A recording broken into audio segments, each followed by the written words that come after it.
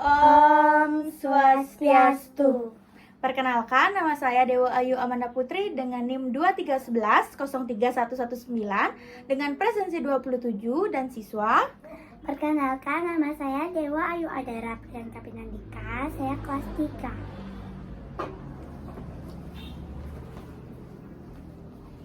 Pada asana panganjali. Om Swastiastu. Baik, sebelum kita memulai pembelajaran, ada baiknya kita berdoa terlebih dahulu. Berdoa Ibu pimpin, berdoa dimulai. Berdoa selesai. Baik, selamat pagi anak-anak. Pagi. Selamat pagi. Gimana, sudah sarapan? Sudah. Oke, sudah siap menerima pembelajaran hari ini? Sudah. Sekarang kita akan belajar tentang aku dan lingkungan sekitarku. Oke, sebelum kita lanjut, apa itu lingkungan sekitar? Ada yang sudah tahu? Belum. Oke, Ibu jelaskan ya. Lingkungan sekitar adalah area di sekeliling kita yang meliputi rumah, jalan, sekolah, taman, dan berbagai bangunan lainnya, baik yang alami maupun buatan manusia. Dalam memahami lingkungan sekitar, kita dapat menggunakan denah rumahku dan denah tempat tinggal untuk mengenali posisi ruangan, bangunan, jalan, serta tempat umum di sekitar kita. Selain itu, lingkungan sekitar juga mencangkup kenampakan alam seperti sungai, bukit, pepohonan, serta kenampakan buatan seperti jembatan, gedung, jalan raya. Dengan mengenali lingkungan sekitar, kita bisa hidup lebih aman, tertib, dan peduli terhadap alam dan sesama. Oke, di sini kita akan membahas 3 materi. Ya, yang pertama ada denah rumah kita, yang kedua ada denah tempat tinggal kita, yang terakhir ada kenampakan alam dan kenampakan buatan. Oke, sebelumnya anak-anak apakah pernah mendengar kata denah? Belum. Baik, di sini Ibu Guru jelaskan denah itu adalah gambar sederhana yang menunjukkan letak atau posisi suatu tempat dari atas seperti rumah, sekolah, atau lingkungan sekitar. Nah, misalnya kalian nanti di rumah buat denah rumah yang dimana berisi tentang ruangan apa saja di rumah yang kalian tempati. Ada kamar mandi, kamar tidur, ataupun ruang TV. Nah, denah membantu kita mengetahui di mana letak ruang, jalan, ataupun tempat lainnya. Misalnya, denah rumah menunjukkan posisi kamar tidur yang seperti Ibu Guru tadi bilang, ruang tamu, dapur, dan kamar mandi. Nah, dengan melihat denah, kita bisa lebih mudah memahami suatu tempat tanpa harus melihat ke lokasi aslinya. Misalnya, kita mau ke taman kebun binatang. Nah, kita akan melihat denahnya di depan tempat sebelum kita masuk. Di sana tertera, oh di sini tempat gajah, di sini tempat monyet, dan lain sebagainya. Oke, paham? Paham. Lanjut. Nah, dan ini adalah pengertian dari denah rumah. Ini lebih mengerucut ya kita belajarnya ke denah rumah. Denah rumah adalah gambaran atau sketsa sederhana yang menunjukkan tata letak ruang-ruang dalam sebuah rumah. Seperti Ibu Guru katakan tadi, ada ruang kamar mandi untuk melihat di mana letak kamar mandi. Kalau di rumah anak-anak, kamar apa saja yang ada? Kamar mandi. Iya, lagi kamar tidur. Ruangan apa lagi? Dapur. Oke. Ya, benar sekali ya, denah biasanya digambarkan dari atas seolah-olah melihat rumah dari langit, sehingga mudah kita untuk mengetahui posisi dan hubungan antar ruangan. Nah, denah rumah ini membantu kita memahami susunan ruangan di dalam rumah seperti yang Ibu Guru katakan tadi, serta mempermudah perencanaan saat membangun atau merenovasi dan menjelaskan letak suatu ruangan kepada orang lain. Nah, denah juga sering digunakan dalam pelajaran sekolah untuk mengenalkan konsep ruang dan arah. Karena di denah terdapat penunjuk arah. Oke, fungsi denah. Yang pertama ada menunjukkan letak ruangan. Nah, fungsi ini menunjukkan letak ruangan ini pada denah rumah sangat penting karena membantu kita mengetahui posisi dan susunan setiap ruangan di dalam rumah. Nah, seperti ruang tamu, seperti yang tadi dikatakan di rumah ada ruang tidur, ada dapur, kamar mandi. Nah, dengan melihat denah, kita dapat memahami tata letak rumah dari atas sehingga lebih mudah menjelaskan kepada orang lain atau mengingat posisi ruangan. Hal ini juga berguna untuk merancang, membangun, merenovasi rumah agar tertata rapi. Nah, yang kedua ada fungsi denah rumah yaitu mempermudah perencanaan. Nah, seperti yang dikatakan tadi, mempermudah perencanaan itu misalnya kita mau renovasi, mau merubah suasana rumah. Nah, perencanaan ini berarti denah rumah membantu merancang tata letak ruangan sebuah rumah dibangun atau direnovasi. Dengan denah kita bisa menentukan posisi kamar, dapur, dan ruangan lainnya secara teratur dan efisien. Oke, next. Yang terakhir adalah memudahkan navigasi. Fungsi memudahkan navigasi berarti denah rumah membantu orang menemukan ruangan dengan cepat tanpa tersesat. Dengan melihat denah, kita bisa mengetahui letak pintu, letak tangga, atau ruangan tertentu. Oke, setelah Ibu Guru jelaskan, apakah ada yang kurang dimengerti? Tidak. Sudah paham? Sudah. Oke, Bu Guru lanjutkan ya. Oke, sekarang kedua adalah denah tempat tinggal. Apa perbedaan denah rumah dengan denah tempat tinggal ya? Kalau denah rumah itu tentang rumah, apa isi rumah kita, yang isi ruangan, dapur, dan seperti itu. Nah, kalau denah tempat tinggal itu lebih ke luas. Misalnya menggambarkan jalan kita mau ke sekolah, jalan kita mau ke rumah sakit. Nah, itu menunjukkan bangun-bangun yang ada di jalannya, apa saja ada pohon atau lain sebagainya. Nah, secara global, denah tempat tinggal adalah gambar atau sketsa yang menunjukkan tata letak rumah dan lingkungan sekitarnya. Yang Ibu Guru katakan yaitu halaman, jalan, sekolah, tempat ibadah, dan lain sebagainya. Denah tempat tinggal ini juga punya fungsinya sama seperti denah rumah, yaitu untuk menunjukkan atau memberi gambaran lurus mengenai tata letak ruangan dari dalam sebuah jalan atau tempat atau daerah. Misalnya kalau di HP itu namanya Google Maps. Tahu Google Maps? Nah, Google Maps itu termasuk denah yang menunjukkan di mana tempat tujuan kita. Ada jalan, ada nama tempat, dan lain sebagainya. Nah, elemen-elemen denah ada simbol ruangan, itu menunjukkan jenis dan fungsi ruangan seperti kamar tidur, kamar mandi, dapur. Yang kedua ada garis skala yang menggambar batas dinding pintu, jendela, serta ukuran ruangan. Yang ketiga ada arah mata angin. Nah, arah mata angin ini menunjukkan yang mana utara, yang mana selatan, timur, barat. Dan yang keempat ada keterangan. Keterangan ini menjelaskan simbol yang digunakan dalam denah. Misalnya rumah sakit, itu di bawahnya rumah sakit. Nah, yang ketiga ada jalur sirkulasi yang menunjukkan pergerakan antar ruangan. Nah, yang terakhir ada detail lingkungan. Detail lingkungan ini mencakup misalnya kita gambar jalan, taman, pohon, dan lain sebagainya. Nah, ini dia contoh dari gambar denah. Nah, apa saja sih yang ada di gambarnya, anak-anak? Kalau ada yang bisa menyebutkan? Rumah, lagi hotel, ya, lagi lapangan, lagi kantor polisi, kantor polisi, lagi sekolah, lagi rumah sakit. Ada lainnya?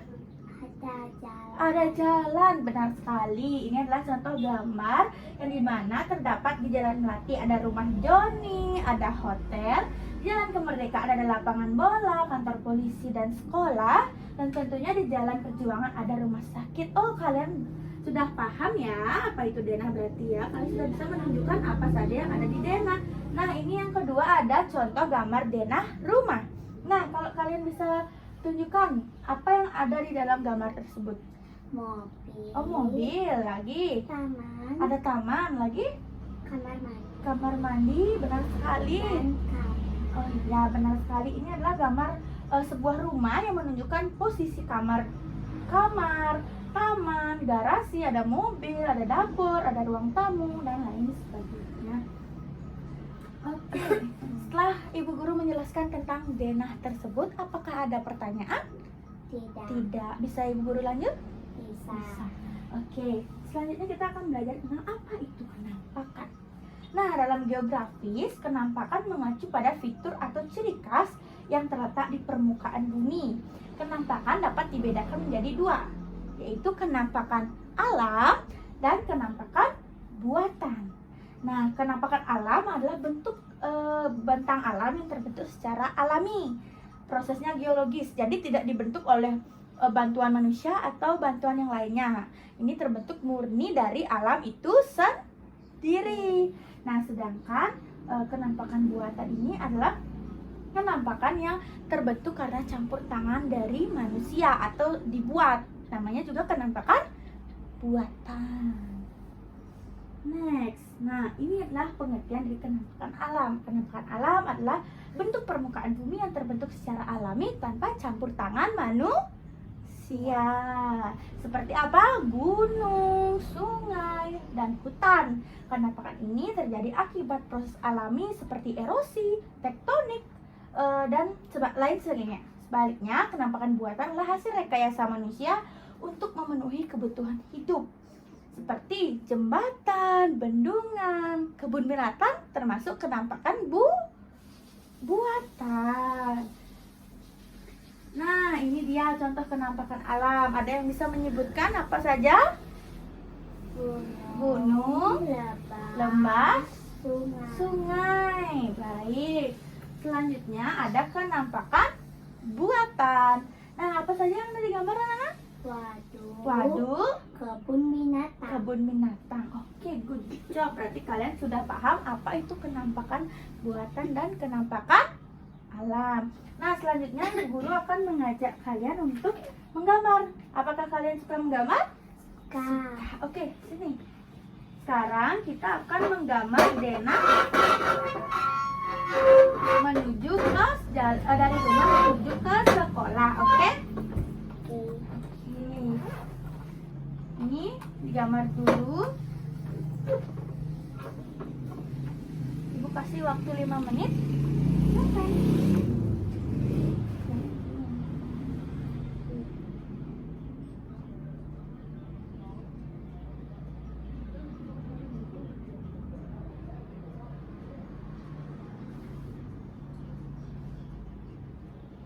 Jalan, terus lihat lewat apa? Terus lewat apa lagi? Baik, buat perempatan.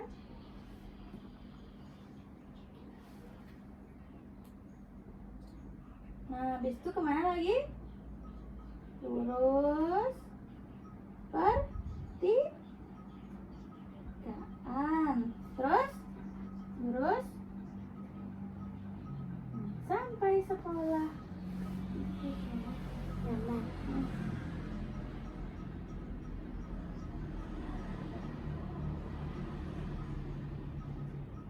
Nah, selesai.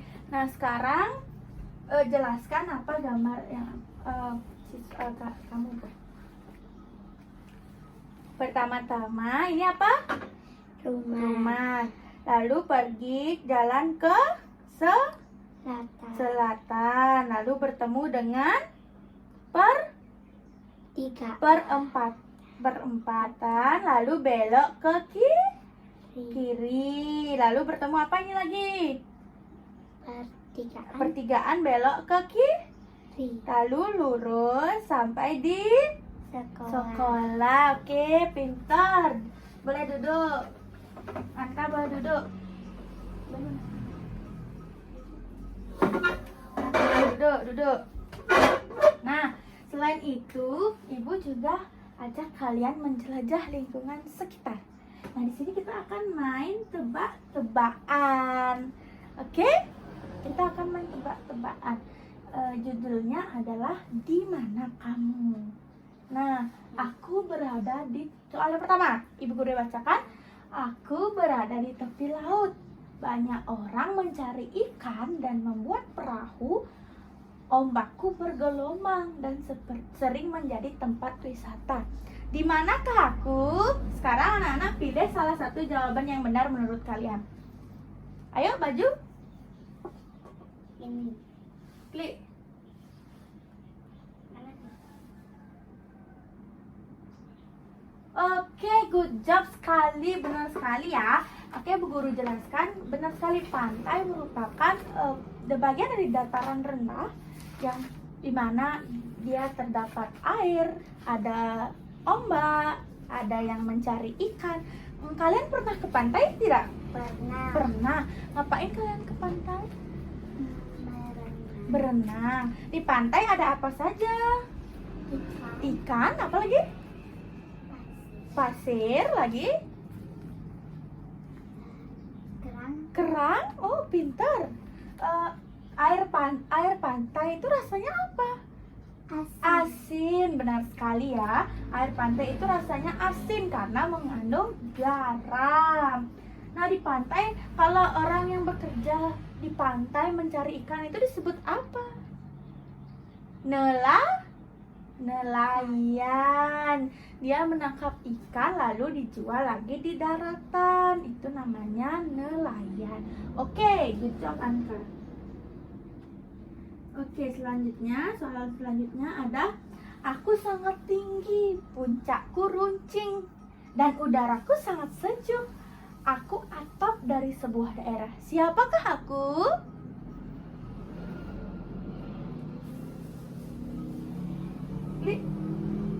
Iya, benar sekali. Gunung itu berada di penampakan alam yang ada di dataran tinggi. Di Bali itu ada gunung apa saja? Ada Gunung Agung, Gunung Batur, dan lain-lainnya. Nah, di gunung itu cuacanya itu dingin atau sejuk ya. Nah, biasanya di orang yang hidup di dataran tinggi itu pekerjaannya sebagai petani atau berkebun. Nah, seperti yang kita tahu di Bali itu ada Gunung Batur. Di sana banyak sekali orang yang berjualan hasil dari kebun mereka. Ada jualan jeruk, sayur-sayuran dan lain sebagainya. Nah, apakah ada yang ditanyakan oleh Anka? Tidak. Ya, sudah paham semuanya? Sudah. Oke, semoga apa yang Ibu Guru sampaikan bisa kalian pahami ya. Ya. Baik, Ibu Guru, dapat dari semua yang telah kita pelajari, denah rumah dan tempat tinggal membuat kita memahami arah seperti membuat peta kecil yang kita buat tadi, belajar mengenali posisi setiap ruangan, bangunan dengan mudah. Selain itu, kita juga memahami bahwa di sekitar kita banyak kenampakan alam. Seperti apa yang Anka yang tadi Ibu Guru bilang? Ada pantai, lagi gunung, lagi sungai. Ya, benar sekali. Ada pula kenampakan buatan yang dibuat oleh manusia. Contohnya yang sering kita datangi kalau hari libur itu apa namanya? Kebun binatang. Iya, Anka pernah ke sana? Pernah. Ada binatang, ada banyak beragam binatang di dalamnya. Selanjutnya kita juga mempelajari semua membuat kita lebih mengenal lingkungan sekitar yang alami maupun hasil karya manusia, sehingga kita lebih mudah menemukan dan menavigasi tempat. Baik, sekian materi yang Bu Guru sampaikan. Semoga apa yang Ibu Guru ajarkan bisa kalian pahami dan resapi. Nanti kita bertemu di pertemuan selanjutnya. Baik, sekian yang Bu Guru dapat sampaikan. Karena tadi di awal kita mengawali dengan doa, maka di akhir kita akan mengakhirinya dengan doa. Baik, doa Ibu Guru pandu, berdoa menurut kepercayaan masing-masing. Berdoa dimulai. Berdoa selesai. Pada asana prama santi. Om Santi Santi Santi Om. Baik, terima kasih anak-anak. Selamat pagi. Pagi.